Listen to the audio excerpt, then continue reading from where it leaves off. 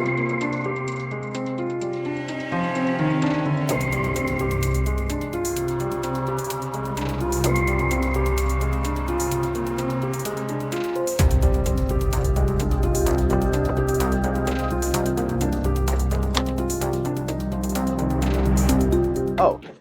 FOG Andrew here from the Family of Gamers. Welcome, Wargamers, to an exciting, awesome episode.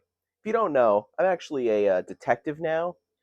I don't know why I'm using a flashlight during the daytime. But anyway, this kind of reminds me of a board game. So, this is Paranormal Detectives. A kind of not really, pretty much not at all, but only a little cooperative game for 2 to 6 players where you're playing as well detectives trying to solve a murder. Now, it doesn't necessarily have to be a murder, it's just some kind of death that has happened, but it could be a murder. And you're not without help, though.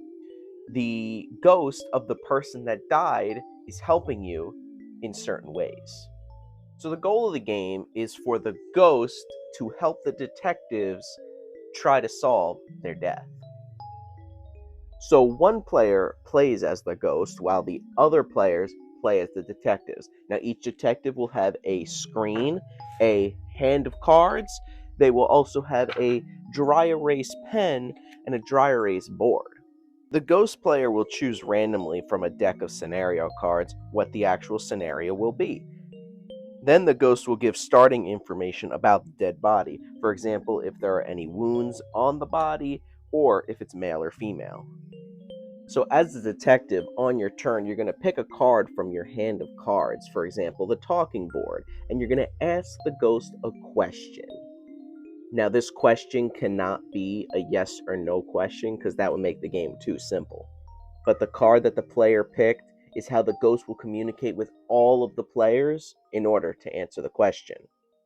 There are a couple different ways the ghost can communicate with the players. For example, if a player asked what killed you and played the talking board card, the ghost has to place markers, well, on the talking board. So let's say they have these 5 markers here, and they do something like there, there, and there. That means that one of these 3 letters is the first letter of the word. One of these 3 letters is the second letter in the word, etc. So, for example, here it'd be KNIFE, knife. But all the players get to see this information and have to try to figure that out on their own. So, on their dry erase board and with their pen, they can write out all the information that they need to on the board.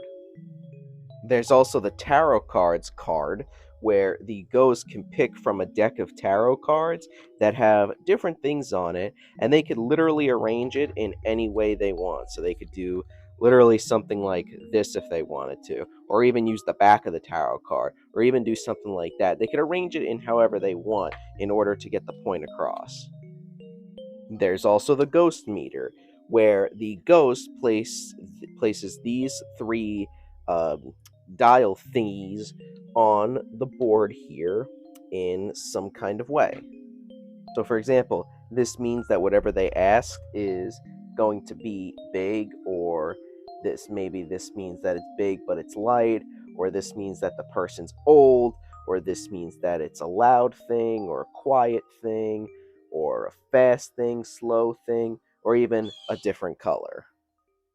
There's also the quill pen, where someone takes a pen and the ghost has to take that person's hand and draw something on the board. There's also the hangman's knot, where they take these 2 string thingies and arrange them in some kind of fashion to, make something, I guess.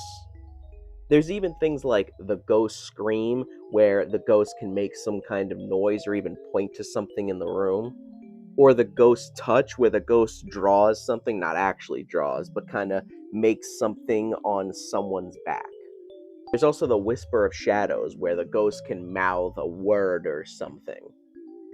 And last but not least, there's the haunted mirror, where the ghost can mime something or kind of do some kind of thing for about 3 seconds. So on your turn, you're going to play a card and ask a question that is not a yes or no question, and you're trying to answer 5 questions.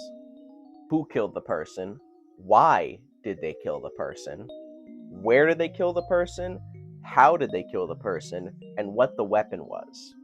The first person to answer all 5 questions correctly is the winner. That all being said, you kind of can't replay different scenarios because, well, everybody's going to know what happened and what the answers are. But you can maybe do it with a new group of people. But that's not a problem because there are 28 different scenarios in the game. That is awesome. Thank you for that. I'm so happy about that. This game is great. I have to say that first and foremost. The components are great. Card quality is good. The screens are nice. The dry erase markers are cool too. And having the 28 different scenarios to actually not necessarily replay the game, but replay the game with different stories is key to something like this.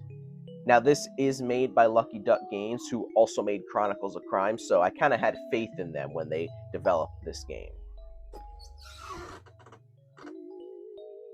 So that's it, guys. I hope you guys enjoyed the video, and why don't you give this video a like and comment down below what you think about Paranormal Detectives.